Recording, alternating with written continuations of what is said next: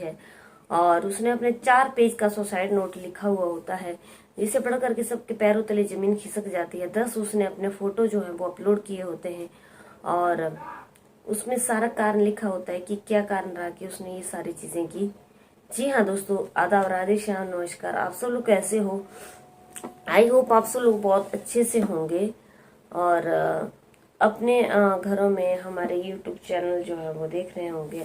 बता दें दोस्तों कि मेरे यूट्यूब चैनल का नाम है डेली न्यू क्राइम स्टोरी, जहाँ पे लगातार कंटिन्यू क्राइम की कहानियां आपको सुनने के लिए मिलती हैं या देखने के लिए मिलती हैं। तो चैनल को सब्सक्राइब नहीं किया दोस्तों, फट से सब्सक्राइब कर लीजिए, बेल आइकन को दबा के ऑल पे क्लिक कर लीजिए ताकि आपके पास मेरी हर वीडियो की नोटिफिकेशन मिलती रहे।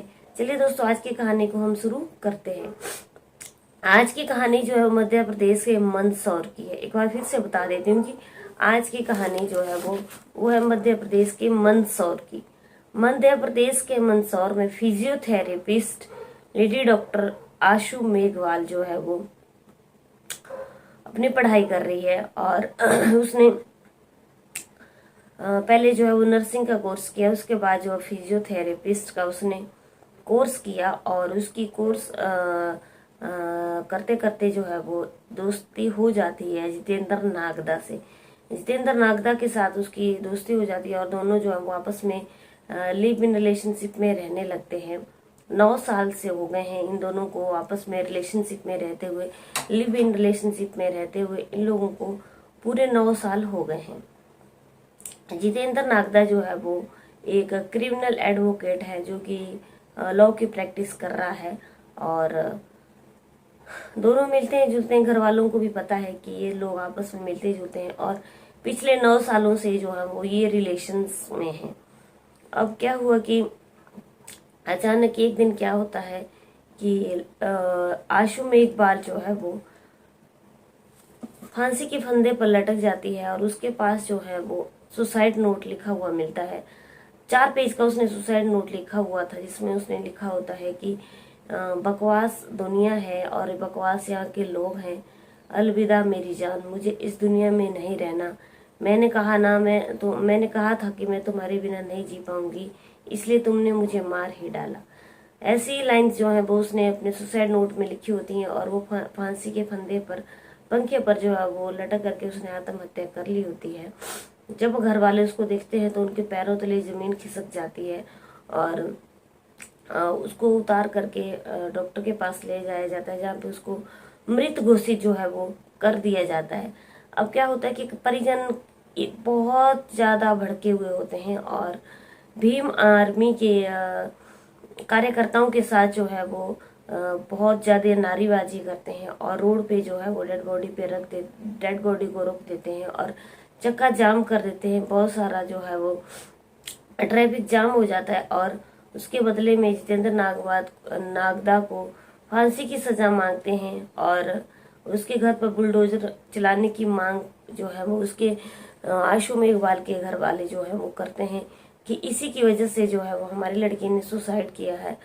अब क्या होता है कि जब ये पुलिस आती है, पुलिस जो है वो सारी जांच करती है तो पता चलता है कि ये पिछले 9 सालों से जो है वो ये रिलेशनशिप में है और इस आशु मेघवाल डॉक्टर के जो है वो पिता बताते हैं कि 9 साल से ये लोग आपस में रह रहे थे और जितेंद्र नागदा ने जो है वो इससे शादी करने का वादा किया था, लेकिन 4-5 महीने पहले जो है वो इसने किसी के साथ शादी कर ली और जिसके साथ इसका अफेयर था।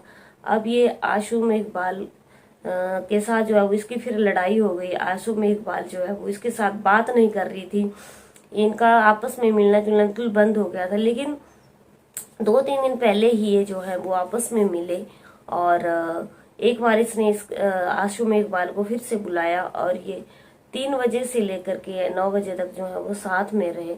उसके बाद क्या होता है कि अचानक वहां पे उसका भाई आ जाता है, ये जो जितेंद्र नागदा है उसका भाई आ जाता है और वो अब उस लड़की के साथ, हमारी लड़की आशु मेघवाल के साथ अभद्रता करने लग जाता है कि तुम हमारे भाई के पीछे पड़ी हुई हो और उसकी जिंदगी को बर्बाद कर देना चाहती हो।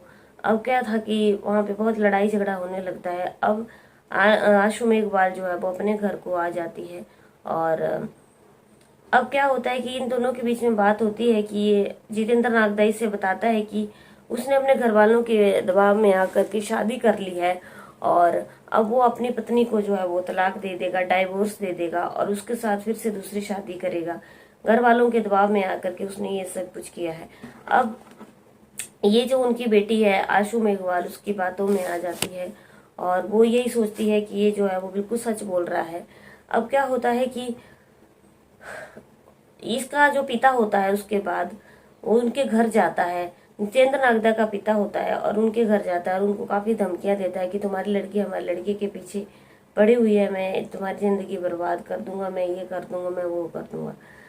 अब क्या होता है कि अब आशु मेघवाल के घर वाले बोलते हैं कि तुम्हारे ही लड़के ने जो है वो हमारी लड़की से शादी करने के लिए कहा है और यकीन नहीं है तो उसको बुलाओ और पूछो।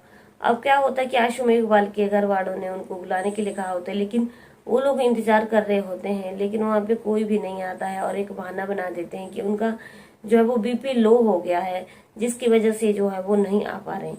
अब क्या होता है, आशु मेघवाल के घर वाले अपने रिश्तेदारों के साथ और अपने दोस्तों के साथ जितेंद्र नागदा के घर पहुंच जाते हैं और वहां पे जो बात बोलने लगते हैं कि जितेंद्र नागदा को आशु मेघवाल बोलती है कि तुमने जो मेरे साथ शादी करने का वादा किया था और शादी करोगे अपने घर वालों के सामने, ये सारी बातें बोलो। इस पर जितेंद्र नागदा जो है वो उसके साथ बहुत सारी अभद्रता करता है और शादी करने से साफ इनकार कर देता है। बता दें कि जितेंद्र नागदा ने आशु मेघवाल के खूब सारे पैसे खाए भी थे और उससे पैसे भी लिए हुए थे। अब उनके साथ बहुत ज्यादा जो है वो लड़ाई झगड़ा करते हैं। जितेंद्र नागदा के घर वाले जो है वो बहुत ज्यादा आशु मेघवाल के घर वालों के साथ बहुत लड़ाई झगड़ा करते हैं और वो लोग जो है वो घर में आ जाते हैं। इससे आहत होकर के जो है वो लेडी डॉक्टर आशु मेघवाल जो है वो घर में आकर के सुसाइड कर लेती है, लेकिन घर वालों को बिल्कुल भी पता नहीं चलता है कि ऐसा हो रहा है और वो अपने कमरे में जाकर के सुसाइड कर लेगी। जितेंद्र नागदा ने उसके साथ बहुत सारा धोखा दिया और पिछले 9 सालों से वो उसके साथ रिलेशन में रहता था और उसके साथ शादी नहीं की, जबकि शादी उसके साथ कर ली जिसके साथ उसका अफेयर था। आशु मेघवाल को इन सारी चीजों का पता भी नहीं था। आशु मेघवाल ने अपने लेटर में जो है वो सुसाइड नोट में अपने पिता से माफी मांगी कि मुझको माफ कर देना और उसने वहां पे अपने साथ उसके जितेंद्र नागदा के साथ 10 फोटो भी सोशल मीडिया अपने इंस्टाग्राम पे जो है वो शेयर किए और अपना लेटर भी जो है वो इंस्टाग्राम पे शेयर किया है, जो कि 4 पेज का एक लेटर है। जिसने भी इसको देखा उसके पैरों तले जमीन खिसक गई और उसके घर वाले जो है वो उन्होंने काफी ज्यादा हंगामा किया वहां पे। और फिलहाल पुलिस वालों ने दोस्तों क्या किया है कि पुलिस वालों ने जितेंद्र नागदा के ऊपर जो है वो FIR दर्ज कर ली है और बहुत जल्दी उसको अरेस्ट करने की तैयारी में लगी हुई है। पुलिस ने जो है उसका पोस्टमार्टम किया और डेड बॉडी को जो है वो अपने उनके परिजनों को सौंप दिया। अब क्या था कि आशु मेघवाल जो है वो इस दुनिया में नहीं रही, जो कि हमारा कहना सिर्फ यही है कि जितेंद्र नागदा को इसके लिए बहुत कड़ी से कड़ी सजा मिलनी चाहिए। किसी की लड़की की जिंदगी के साथ खेलने का किसी को कोई भी अधिकार नहीं है। अगर वो 9 साल से रिलेशनशिप में था तो उसे उसके साथ शादी करनी चाहिए थी। किसी की लड़की को बहलाना फुसलाना ये बहुत ज्यादा एक अपराध है। हमारे देश के कानून को उसमें सख्ती दिखानी चाहिए ताकि कोई भी जो है वो किसी की लड़की के साथ ये इन चीजों को ना कर सके बाद में जो है वो। अब क्या था कि आशु मेघवाल जो है वो प्यार में धोखा खाने के बाद अपनी जिंदगी को खत्म कर डाला और माँ बाप का सपना जो था उसको फिजियोथेरेपिस्ट एक डॉक्टर बनाने का वो वैसे सपने की सपना ही रह गया। माँ बाप काफी आहत हैं, वो काफी रो रहे हैं, काफी परेशान हैं, लेकिन उनके साथ हम कर क्या सकते हैं। हालांकि इस कहानी से हमें सीख क्या मिलती है, इस कहानी से दोस्तों हमें ये सीख मिलती है कि जितेंद्र नागदा के घर वालों को जब ये सारी चीजें पता थी तो जितेंद्र नागदा की शादी उस लड़की के साथ ही करनी चाहिए थी, आशु मेघवाल के साथ ही करनी चाहिए थी। उन्होंने जो है वो गलत किया और जितेंद्र नागदा ने भी जो है वो आशु मेघवाल के साथ जो है बहुत ज्यादा गलत किया।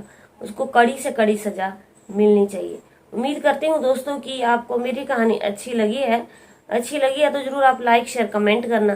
कल की कहानी में आप लोगों से दोस्तों कल फिर से मिलती हूँ। तब तक बने रहिए मेरे चैनल पे।